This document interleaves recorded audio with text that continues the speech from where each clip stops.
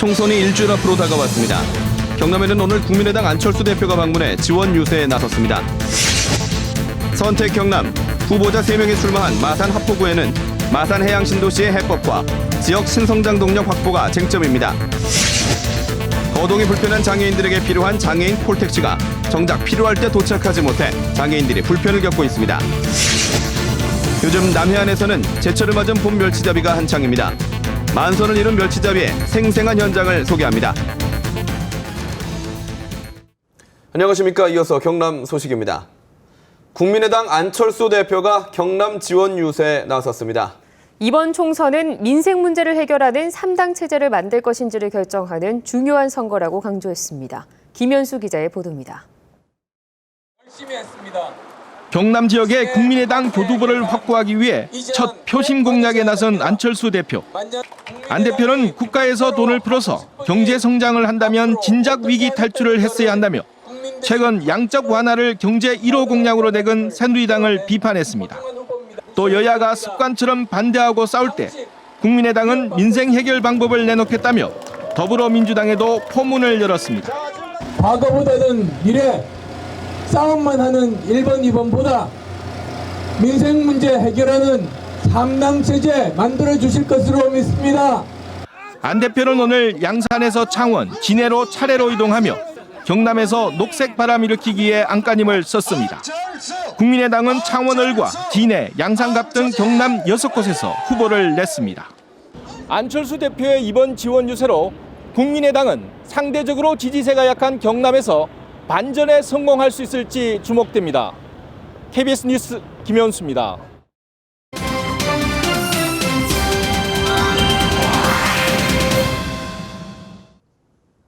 4.13 총선, 열전 현장과 후보자들의 공약을 소개하는 순서입니다.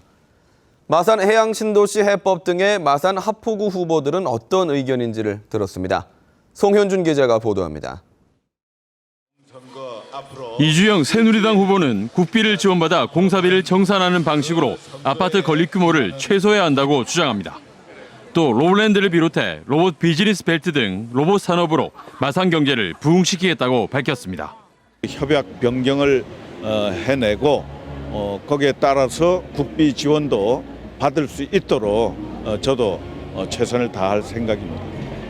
박남현 더불어민주당 후보는 대규모 아파트 단지가 아닌 공공개발을 해야 하고 시 재정을 절감할 경우 가능하다는 입장입니다.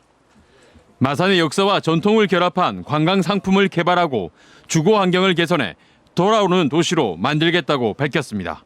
차근차근 그 비용들을 갚아내고 그렇게 해서 해양신도시를 시민들이 바라는 정말 해양과 환경과 문화가 있는 그런 신도시로 개발해야 될 것입니다.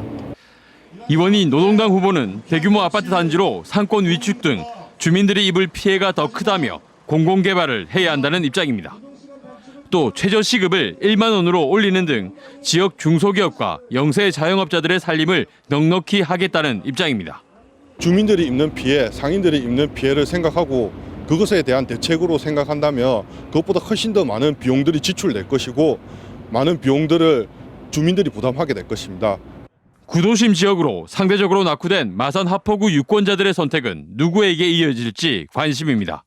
KBS 뉴스 송현준입니다. 오는 8일과 9일 총선으로는 처음으로 시행되는 사전투표제를 앞두고 경남 315곳에 오늘부터 사전투표소가 설치됩니다. 경상남도 선거관리위원회는 지난 6.4 지방선거에 이어 이번 총선에도 사전투표제가 도입돼 유권자는 신분증만 지참하면 이번 주 8일과 9일 이틀 동안 전국 어느 주민센터 투표소에서 미리 투표할 수 있다고 밝혔습니다. 4.13 총선 창원시 의창구 후보자 토론회가 KBS 창원총국에서 열렸습니다. 지역 현안을 놓고 박완수, 김기훈 두 후보가 격론을 벌였습니다. 김준원 기자의 보도입니다. 창원 의창구 현안인 39사단 터 개발에 대해 두 후보는 치열한 논쟁을 펼쳤습니다. 김기훈 후보는 부산이 미군 부대터에 공원을 만든 것처럼 39사단 터도 공원으로 만들어야 했다며 박완수 후보가 시장일 때 잘못된 결정을 내렸다고 비판했습니다.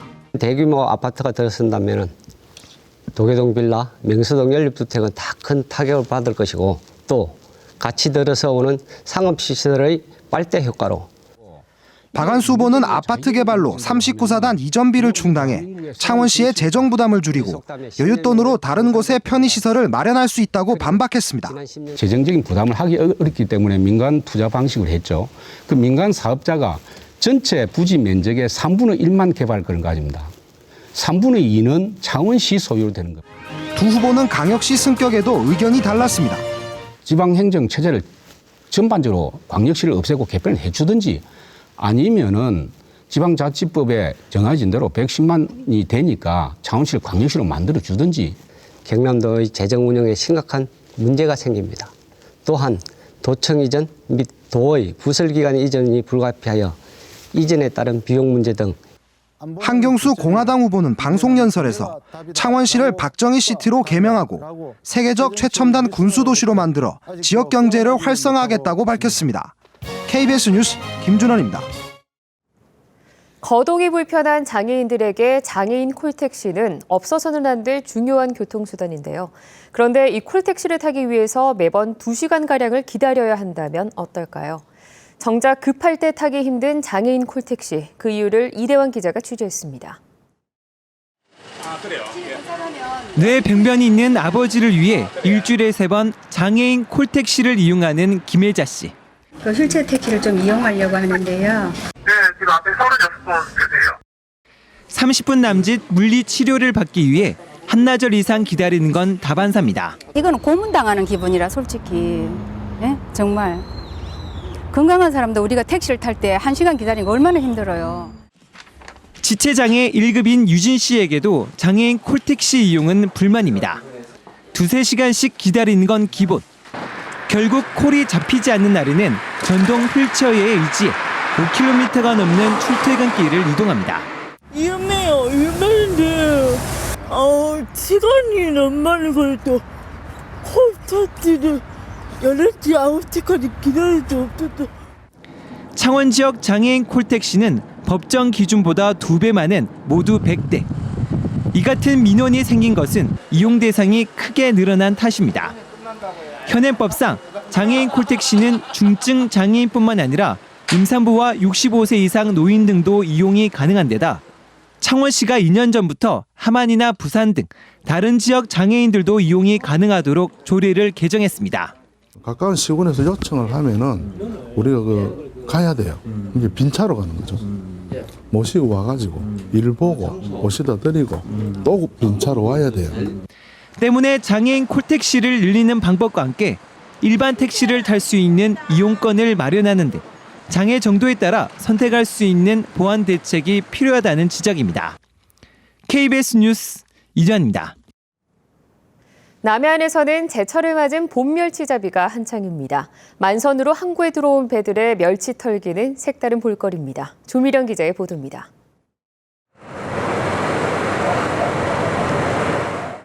두 시간을 내달려 도착한 남해안 멸치 황금어장. 어민들이 빠른 손놀림으로 멸치잡이 그물을 바다에 내립니다. 30분 뒤 끌어올린 그물에는 은빛 비닐을 반짝이는 멸치가 그물 코마다 촘촘히 박혔습니다. 이맘때쯤 잡히는 멸치를 봄멸이라고 하는데 살이 통통하게 올라 횟감으로 인기입니다.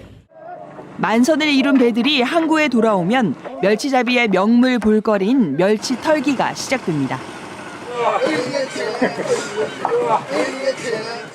흥겨운 소리에 맞춰 멸치를 털어내는 어민들의 모습이 항구에 활력을 불어넣습니다. 생동감 있고 굉장히 좋고요. 그리고 봄 멸치는 쌈밥해서 먹으니까 아주 봄 반찬으로 굉장히 좋죠. 완연한 봄 날씨로 수온이 오르면서 멸치 어획량도 늘어나고 있습니다. 요즘 거제 외포 앞바다에서 잡히는 멸치는 하루 평균 15톤가량. 가격도 25kg 한 상자에 3만 원 안팎으로 지난해보다 5천 원 높게 형성됐습니다. 수온 따라 멸치가 이동하기 때문에 수온이 조금 올라가면 이제 멸치가 많이 형성됐기라고 보고 있습니다. 고소한 멸치회와 구이, 젓갈로 입맛을 돋우는 봄멸치 수확은 오는 6월까지 계속됩니다. KBS 뉴스 조미령입니다.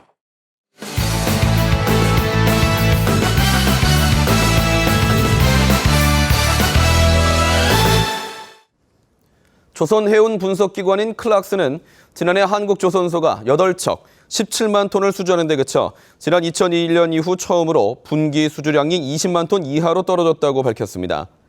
특히 지난 1분기는 전 세계적으로도 77척, 232만 톤 발주에 그쳐 지난해 347척, 800만 톤의 4분의 1 수준에 그쳤다고 덧붙였습니다. 창원 지역에 이달 아파트 7천여 가구가 분양됩니다. 유니시티는 이달 말 옛 39사단터를 개발하는 중동 유니시티 6,100가구 가운데 1차 분인 2,800여 가구를 분양합니다.